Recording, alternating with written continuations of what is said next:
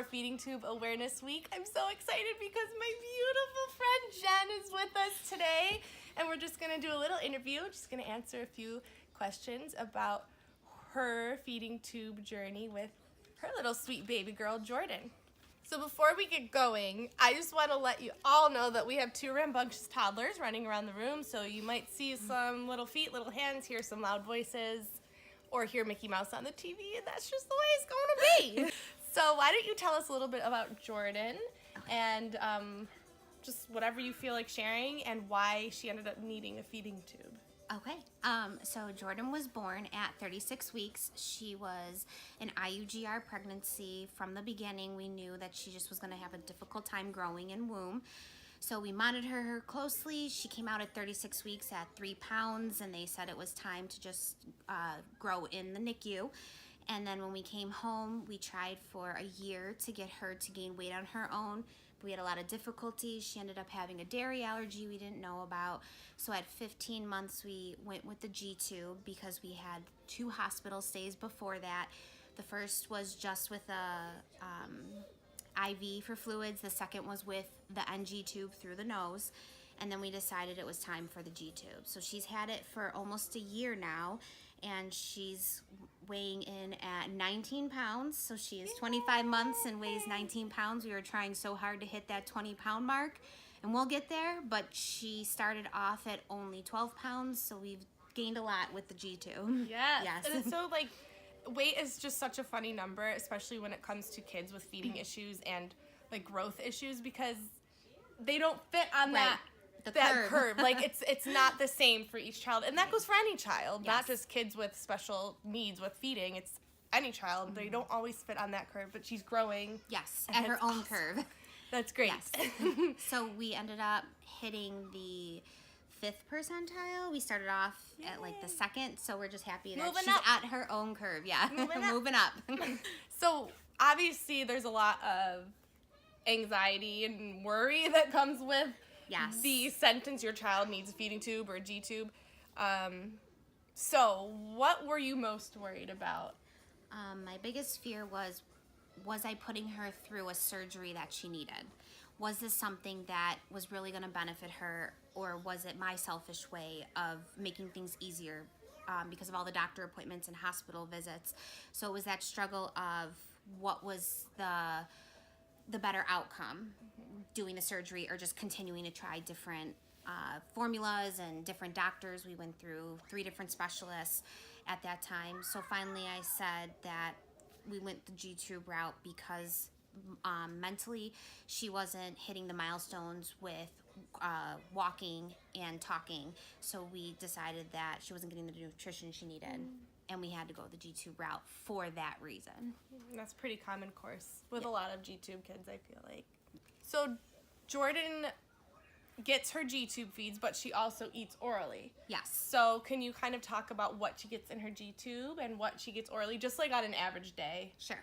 Yeah. So now we are at a blended feed. At first we started on just the formula, and she was constantly having blowouts and vomiting. So we worked with her specialist to do a blended feed. So she gets chicken, vegetables, fruit, bread, oil, and a little bit of the Neo-K Junior for the dairy because she can't have normal dairy, so she does the formula instead.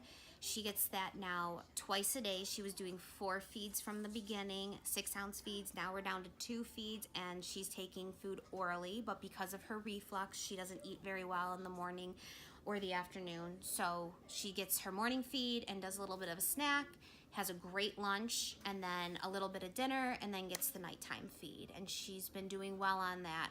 Now that we're doing the blended, we have been vomit-free for 2 months, which is amazing because we were doing 6 vomits a day and blowouts. It was just laundry and baths, and that was our life for a while. Woman, you've worked so hard. So hard. And I've had so many breakdowns, and it just all worked out when we went to the blended feed. So if you are in that position now, know that if you are transitioning to blended, it gets a lot better. Yeah. Yes. Of course. But talk to your doctors first. Yes. Oh.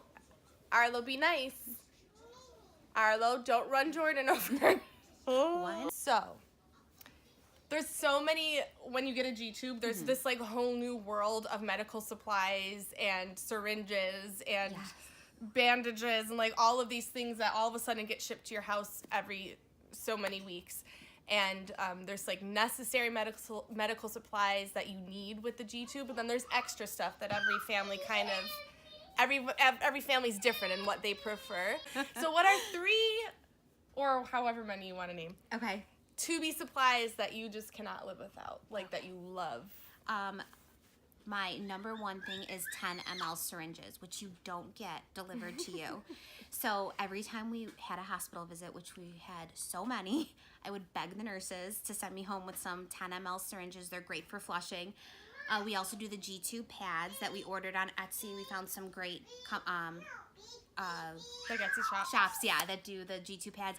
And then I actually had a family friend make a bunch for us, which was super sweet. And the third I would say is the backup kit that I have in her diaper bag, because there's so many times that orally she did not want to eat and I had to give her a feed, or what I had brought, the syringe popped, like the top popped off, or the tube that connected had a clog in it. So always have your backup kit. Yes, Yes. it's important. Yes. And I don't know why I just thought to tell you, but our home care delivery supply, we get 10 ml syringes every time. If you are a tube-fed family, ask your home care supply if they do supply them, because I guess some of them do and some of them don't. Yeah. So when you have a child with feeding difficulties, I think this goes for everyone. There's a lot of people that lovingly give you lots of advice to try to get your child to help, but sometimes it could be like really funny. Yes. So I'm just wondering, what is the funniest or most annoying, frustrating piece of advice that you have gotten that is just kind of like, really? Really? Have you gotten any of that? 'Cause I had so much. I think the biggest was people are like, she won't starve herself. And I look at them and I'm like, you don't understand. My daughter will starve herself, because we've had multiple stays in a hospital because of dehydration from not taking any formula or food, and hence going the route of a G-tube. Yes, she will starve herself. And I didn't know your answer to that question, but I was almost hoping it would be that, just because it's such a common thing. Every G-tube mother, father, parent, or caregiver I've talked to has heard that before. We've heard that countless of times, and not just from family and friends, from medical professionals. Right. Like, they will eat when they get hungry, but when you have a child that has feeding difficulties, they don't understand what hunger is. They don't they don't have that concept. Well, some of them do, but some don't. Arlo and Jordan didn't. No. So they didn't understand that my stomach is hungry, I need to eat. There was no association that they need to eat when they're hungry. They Jordan didn't understand. didn't start showing signs of hunger until maybe 20 months, 21 months after the G-tube feeds. Then we started cutting down, and it taught her stomach to feel hungry. Yeah. So as a baby and hitting 1 year old, she never wanted to eat. She would just go without food. Yeah. So file that under things to never say to a parent of a child with the feeding tube. No. So I know everyone's dying to see this cute little sweet face. This is Jordan. This is Jordan.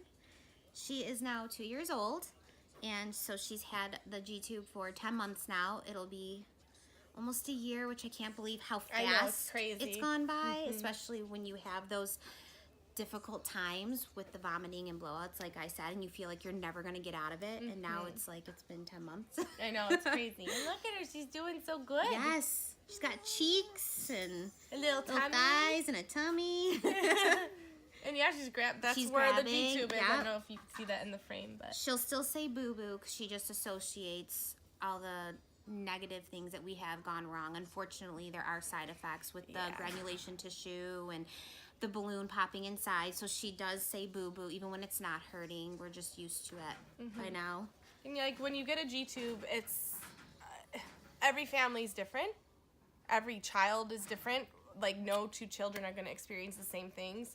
So when Jordan was going in for her G-tube surgery, Jen was asking me like what to expect. So I was telling her what we went through with Arlo and what Jordan experienced, night and day. Completely different, yes. Although the G-tube is like an amazing resource for Jordan and Jen and their family, they've had a lot of complications too. So yes, it's definitely. I mean, would you say it's worth it? Yes, at the time, there are times that I would call Sarah and cry and say, did I make the right choice? But looking back now, the amount of weight she's gained and the milestone she hit with, now she's running around and she's able to talk. Yeah. And, we are doing therapies to get her where she should be for a normal 2-year-old, but where she is compared to where we were last April is just huge. So it definitely is worth it, especially if you're going through those dark times. You're not alone. No. I've been through it. Many women have been through it, moms and dads. Just rely on your support system around you and know that it is worth it in the end. Totally. And if you are in the Buffalo, New York area, leave a comment because there is a support group that we both attend once a month. That's really helpful. So just let me know in the comments. And now Arlo decided to join us too. Can you say hi? Hi. So if there's one word to describe Jordan, what would it be? I would say stubborn. She does stuff on her own time and when she wants. She's definitely going to stick up for herself when she's older. She's got that personality. She's a tough cookie, that's for sure. Yes. Well, thank you so much for doing this for us. We love you guys. Yes. If you have any other questions, feel free to just leave them in the comments, and we'll try to answer them next time. Happy Feeding Tube Awareness Week.